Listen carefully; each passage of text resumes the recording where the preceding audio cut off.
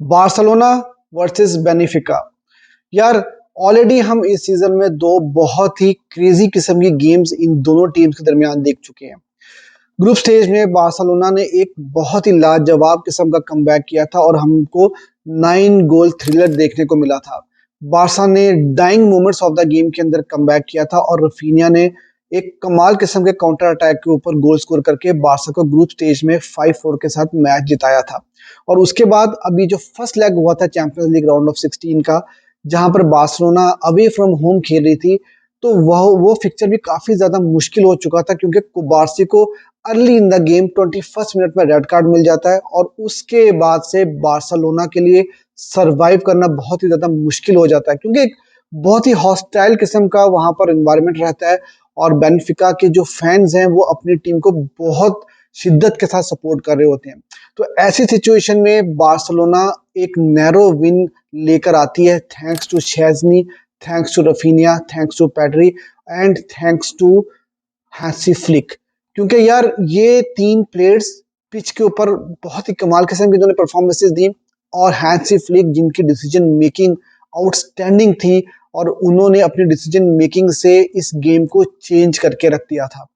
अब बार्सिलोना को इस नैरो लीड को जो है वो डिफेंड करना है अपने होम के ऊपर। क्या बार्सिलोना अपनी लीड को डिफेंड कर पाएगी? देखो, एक चीज तो है कि पिछले 8-10 सालों में जब जब बार्सिलोना नॉकआउट स्टेज में जाकर खेलती है, चाहे वो क्वार्टर फाइनल हो, सेकंड राउंड का गेम हो, सेमीफाइनल हो, तो कहीं ना कहीं दिल को धचका लगा रहता है कि कहीं बार्सिलोना बॉटल ना कर दे, क्योंकि हमने रिसेंट टाइम्स में बहुत सारी बॉटलिंग बार्सिलोना की तरफ से देखी है और अभी बहुत ही नैरो लीड है अगेंस्ट बेनिफिका, सिर्फ एक ही गोल की लीड है। लेकिन आई एम कॉन्फिडेंट कि हैंसी फ्लिक ने जो सबसे इंपॉर्टेंट काम किया बार्सिलोना में आकर, वो किया है बार्सिलोना की मेंटालिटी को चेंज। क्योंकि इस सीजन में आपने देखा कि हमने बहुत बड़ी बड़ी टीम्स के अगेंस्ट मैचेस खेले, हमने बायर्न म्यूनिख के अगेंस्ट मैचेस खेले और उनके अगेंस्ट भी हमारा रिकॉर्ड रिसेंट टाइम्स में ज्यादा अच्छा नहीं था, लेकिन हमने उनको बड़े मार्जिन से हराया। पिछले सीजन में रियल मैड्रिड से हम लोग कोई मैच नहीं जीत पाए थे और इस सीजन में हमने रियल मैड्रिड को 2 अल क्लासिकोस भी हरा दिए। और इसी तरह से बेनिफिका के अंदर जहां पर हम लोग वन मैन डाउन हो चुके थे 21st मिनट के बाद, तो वहां पर भी आपकी टीम ने बहुत ही सॉलिड किस्म की मेंटालिटी शो की और उसके बाद आपने 1-0 की एक नैरो लीड ले ली और शेज़नी ने उस गेम के अंदर 8 बहुत इंपॉर्टेंट सेव्स किए थे।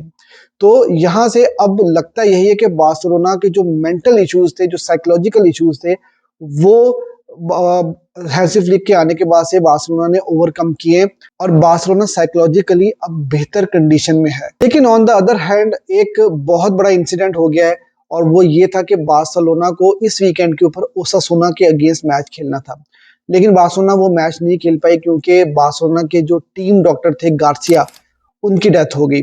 और ये बड़ा अनफॉर्चुनेट इंसिडेंट था क्योंकि टीम डॉक्टर जो होता है वो बहुत ही क्लोज होता है प्लेयर्स के और प्लेयर्स बहुत ज्यादा अटैच्ड होते हैं, क्योंकि आपने देखा होगा कि जब भी किसी प्लेयर को इंजरी होती है तो डॉक्टर जाता है ग्राउंड में और जाके उनको ट्रीट करता है on the field, of the field.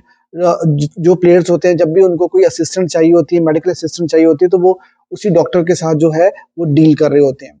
तो अचानक से ये न्यूज आई और इस न्यूज के बाद से जो है वो ड्रेसिंग रूम का माहौल एज पर द रिपोर्ट्स वो काफी ज्यादा सैड है और प्लेयर्स जो है क्या इस इंसिडेंट के बाद से साइकोलॉजिकल रिकवर कर पाएंगे इस गेम से पहले कि नहीं, ये एक बहुत बड़ा सवाल होगा।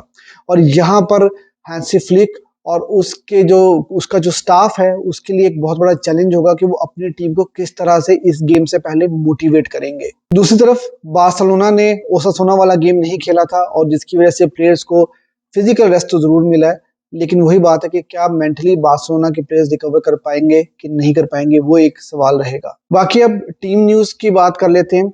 बेनिफिका के इस वक्त 4 प्लेयर्स हैं जो कि इंजर्ड हैं और उसमें डी मारिया भी शामिल है। तो डी मारिया के बारे में अभी भी कोई पॉजिटिव न्यूज नहीं आ रही, तो मोस्ट प्रोबेबली वो शायद इस गेम के लिए भी अवेलेबल नहीं होंगे। दूसरी तरफ अगर हम बारसा की बात करते हैं तो आपको याद होगा कि बारसा वर्सेस ओसासुना का जो वीकेंड का गेम था उसमें बारसा की लाइनअप अनाउंस हो चुकी थी और वहां पर हमें बहुत सारी रोटेशंस देखने को मिली थी। तो उन रोटेशंस की बेस के ऊपर हम इस चीज का अंदाजा लगा सकते हैं कि बारसा के कौन से प्लेयर्स बेनिफिका के अगेंस्ट स्टार्ट करेंगे। देखिए 2-3 न्यूज़ मैं आपको बताऊँगा जो कि बहुत इम्पोर्टेंट है आपको बताना। एक तो लेवेंडोस्की के बारे में।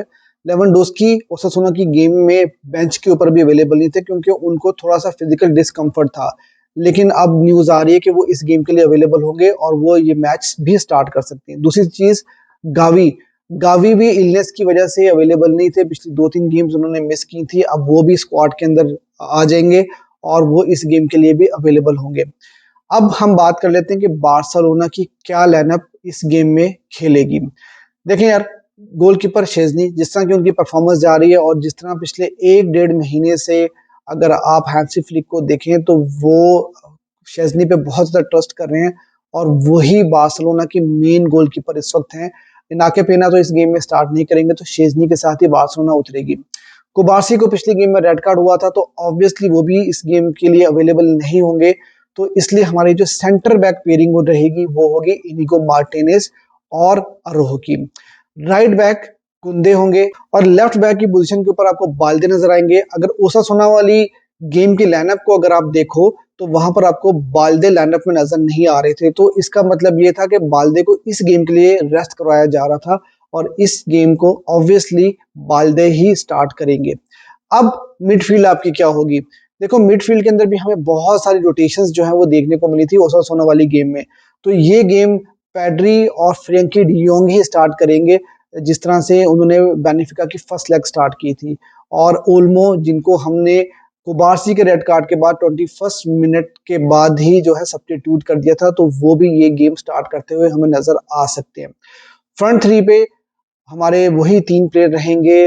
राइट के ऊपर स्टार्ट करेंगे लामीन यमाल, आपके अटैकर होंगे, आपके स्ट्राइकर होंगे लेवेंडोस्की और लेफ्ट विंग के ऊपर रफीनिया स्टार्ट करेंगे। देखो बार्सिलोना ने ऑलरेडी अवे 1-0 के साथ एक टफ सर्कमस्टांसेस के अंडर 1 मैन डाउन थे और आपको 10 प्लेयर के साथ पूरा मैच खेलना था, तो एक मुश्किल हालात में आप मैच जीत कर आए हो।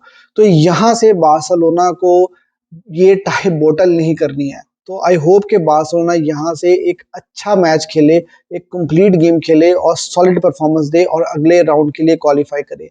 मुझे बार्सिलोना इस टाई के लिए फेवरेट नजर आ रही है और आई एम होपफुल कि बार्सिलोना 3-1 के साथ ये विक्ट्री निकालेगी। आप लोग भी मुझे जरूर बताइए कि आपको क्या लगता है कि बार्सिलोना ये गेम जीत पाएगी कि नहीं जीत पाएगी और आपकी स्कोर लाइन क्या होगी। Do let me know in comment section. और अगर अभी तक आपने मेरे चैनल को सब्सक्राइब नहीं किया तो मेरे चैनल को सब्सक्राइब करना ना भूलिएगा।